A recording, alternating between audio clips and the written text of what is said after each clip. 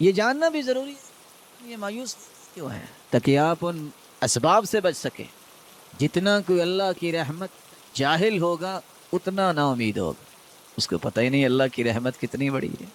وہ اللہ تو شر سے خیر نکالنے پر قادر ہے۔ یہ مستحیل کا لفظ میری اور آپ کی ڈکشنری میں ہے کہ یہ نہیں ہو سکتا، یہ نہیں ہو سکتا۔ میرے مالک کے سامنے کوئی چیز مستحیل اور محال ہے ہی کوئی۔ جتنا بڑا جاہل ہو انسان اتنا بڑا نا امید ہو۔ کچھ لوگ خوف پر اتنی شدت اختیار کرتے ہیں کہ نا امید ہو جاتے ہیں، حالانکہ خوف صرف اتنا ہونا چاہیے آپ گناہ نہ کریں، نیکی پہ لگے رہیں۔ یہ جو خوف ہے پتہ نہیں بنے گا کیا، مجھے لگتا ہے کچھ ہونے والا ہے، کچھ ہو نہ جائے، یہ ان لوگ بیماروں کی نشانی ہے، وہم کے مریض، اللہ کی رحمت سے نا امید۔ کیا ہونے والا ہے؟ تم پہ وحی آئی؟ تم غیب جانتے ہو؟ تمہارے پاس فرشتہ آیا ہے؟ کس نے کہا ہونے والا ہے؟ اپنے نفس کی بات مانتے ہیں کیا؟ اس قدر خوف کو لاگو کر لینا۔ امام ابن تیمیہ ایسری اتقوا اللہ ما استطعتم، جتنی طاقت ہے اتنا ہی تقوی اختیار کرو۔ یہ کانپتے رہنا یہ تقوی نہیں ہے۔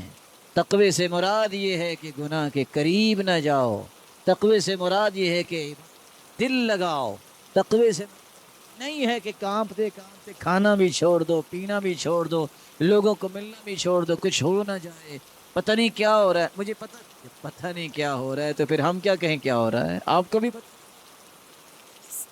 جاہلانہ جملے ہیں کہ بسا اوقات انسان جب اس طرف چلا جاتا ہے تو پریشان ہوتا ہے۔ اللہ جو بیمار ہیں انہیں صحت عطا فرما دے۔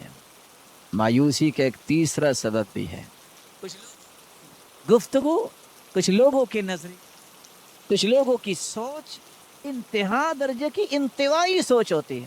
سوچ کے انسان کی تین شکلیں ہیں، غور کیجئے گا بیٹا، یہ آپ کی زندگی میں کام آنے والی بات ہے۔ کچھ لوگ آپ دنیا جہان کا خسارہ ہو جائے وہ کیا کہیں گے؟ پھر کیا ہوا، میرا رب اور دے دے گا۔ کچھ لوگ نہیں بھی ہوا ہوگا، ہو بھی کیا ہے، کہیں گے چلو اللہ خیر کرے گا، تھوڑا سا کم درجہ۔ اور تیسری سوچ انتوائی سوچ ہے، بس سوچ انسان کی ہے، جب بھی بیٹھو اس نے مایوس ہی کرنا ہے۔ کیا کر رہے ہو آج کل؟ پڑھ رہے ہو؟ پھر کیا کرو گے؟ تو نے بھوکے ہی مر جانا ہے۔ دیکھنا، تم نے یاد رکھنا، وہ اگلے 5 منٹ کے بعد مرتد ہونے کے لیے بھی تیار ہو جائے۔ یہ ہے شیاطین فی صورت الانس، انسانوں کی شکل میں یہ شیاطین ہیں جو اللہ ذوالجلال کی رحمت سے نا امید کرنے والے ہیں۔ یہ انتوائی سوچ جو ہے یہ آپ کو کثرت سے 100 صفحے بنی ہوئی ہیں، آپ اس صف میں ایک ایک بندے کے پاس بیٹھے ہیں، آپ کو کوئی خوش نصیب ہی ہوگا جو تسلی دے گا۔ کچھ نہیں ہوتا یار، وہ کچھ بھی نہیں ہوگا، میرا رب میرے ساتھ ہے، پریشانی کون سی۔ اس طرح کے شیاطین سے آپ کو بچنا چاہیے۔ جس بندے کے بارے میں آپ کو پتہ چل جائے کہ یہ اللہ سے نا امید کرتا ہے، کبھی اس کے ساتھ بیٹھنا پسند نہ کرے، یہ آپ کو اللہ سے دور کرنے والا ہے۔ مایوسی کا ایک سبب یہ بھی ہے، کبھی بھی اسباب سے میں نے دکان بنائی ہے تو اب تو خیریں ہو جائیں گی، رات پتہ چلا کہ دکان لٹ گئی ہے، ساتھ ہی خودکشی کر لی، میرا کاروبار ہے ٹھاٹ باٹ ہو گئی ہے۔ فراڈیے بھی آخر دنیا میں ہیں، وہ پیسہ لے کے بھاگ جاتے ہیں، یہ ہاسپٹل میں، اور آخر اپنے آپ کو چھری مار کے قتل کر لیتا ہے۔ اسباب سے تعلق جوڑنے والا مایوسی سے نہیں بچ سکتا۔ مسبب الاسباب سے تعلق جوڑیے۔ دکان ہے، میرے رب کا جب تک فیصلہ نہیں ہوگا اس سے نفع نہیں آئے گا۔ نوکری ہے، جب تک میرے رب نے مجھے صحت دی اس کا فیصلہ ہوگا تو میں نوکری نبھا سکوں گا، وگرنہ کچھ نہیں ہوگا۔ اسباب سے تعلق نہ جوڑیے بلکہ مسبب الاسباب سے اپنا یقین بڑھائیے۔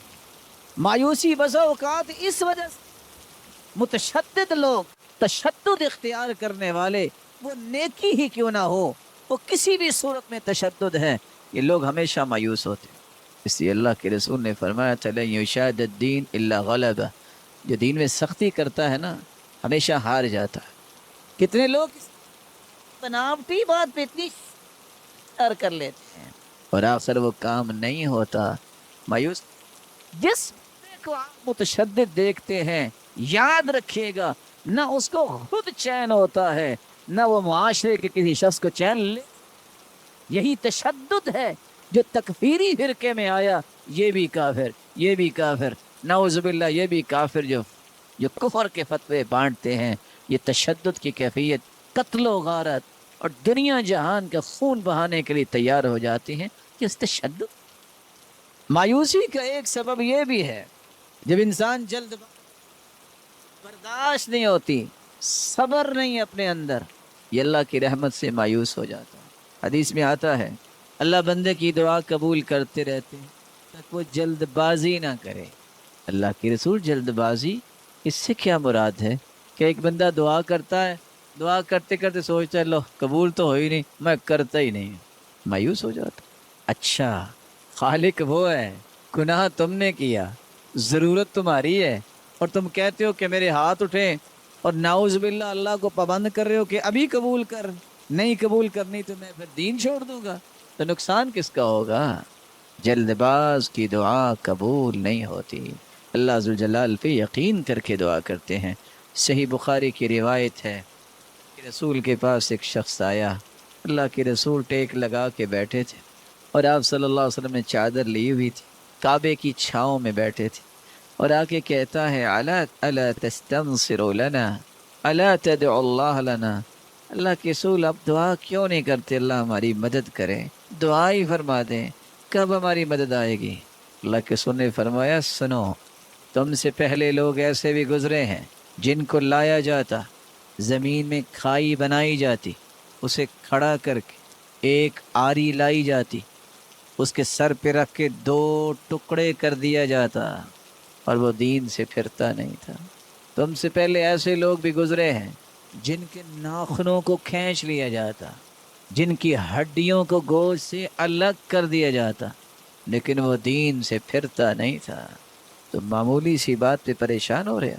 یہ صبر نہ کرنا، ٹالریٹ نہ کرنا، برداشت نہ کرنا، اس سے بھی انسان مایوس ہو جاتا ہے. مایوسی کا ایک سبب یہ بھی ہے، جب انسان کسی بھی چھوٹی سی چھوٹی پریشانی کے سامنے ہتھیار ڈال دیتا ہے، ہمت نہیں کرتا، کہتا اب کچھ کرنے کی ضرورت تو ہے نہیں، مارے تو گئے ہیں، ہو گیا جو کچھ ہونا ہے. یہ لوگ بھی مایوس ہوتے ہیں. خود رسول اللہ صلی اللہ علیہ وآلہ وسلم نے 3 سال تک شیب ابی طالب میں وقت گزارا، نہ کوئی ملنے جاتا اور نہ یہ جا سکتے تھے، لیکن مایوس نہیں ہونے دیا.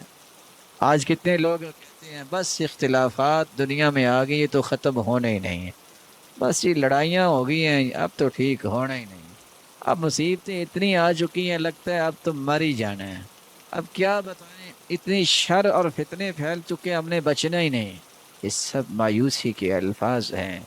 مسلمانوں کے اندر ایمان ایسا ہونا چاہیے جو انبیاء اور رسل کے بعد صحابہ اور تابعین اور تبع تابعین کو اللہ نے عطا کیا، کہ یہ سارے فتنے، یہ ساری مصیبتیں، یہ ساری کے ساری سختیاں اپنی جگہ، لیکن میرے رب کی رحمت جب آئے گی تو ساری کی ساری کمزوریاں قوتوں میں تبدیل ہو جائیں.